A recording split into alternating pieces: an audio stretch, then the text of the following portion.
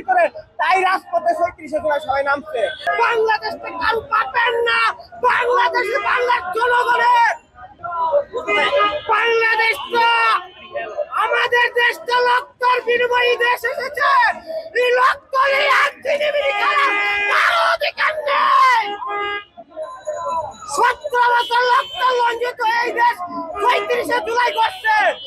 এই ৩৬ জুলাই না করতো, বাংলার মাটিতে বাংলার কোনো মানুষ থাকলে সব খাওয়া বানাই নিলে। কিন্তু আল্লাহ একজন মানুষকে শক্তি দিতে মনের ভিতরে, তাই রাজপথে ৩৬ জুলাই সবাই নামছে। তাই হাসিনার পতন হয়েছে। হাসিনার পতন এমনি হয় নাই, রক্তে রঞ্জিত হয়ে হাসিনার পতন হয়েছে।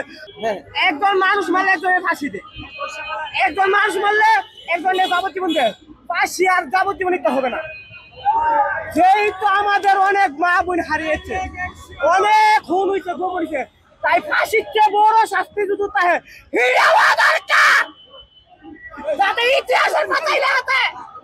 ফাঁসি না হয়ে ফাঁসির চেয়ে বড় শাস্তি কি আছে আমি জানি না, কিন্তু ফাঁসি তো অসাধারণ। একটা মানুষ মারলে একটা মানুষ ফাঁসি দেয়, যাবজ্জীবন দেয়। এত হাজার হাজার মানুষ মারছে, ফাঁসি তো হবে, ফাঁসি তো হবে? আমার মনে হবে না। তার চেয়ে কঠিন শাস্তি দিতে হবে, যে শাস্তি ইতিহাসের পাতায় লেখা থাকবে, এমন শাস্তি হতে হবে। আপনার ভাইকে হারাইলে আপনি কেমন লাগবে? আপনার ছেলেকে হারাইলে আপনি কেমন লাগবে? এমন তো হাজার হাজার মানুষ হারাইছে। তারা কি কঠিন শাস্তি না হইলে, কঠিন শাস্তি না হলে, কঠিন শাস্তি না হলে যারা শহীদ হয়েছে, যারা মরেছে, যারা জেল গেছে, তারা শান্তি পাবে না। তাই কঠিন শাস্তি হতে হবে। দেশে দেশে সবার সাথে দ্য নিউজ।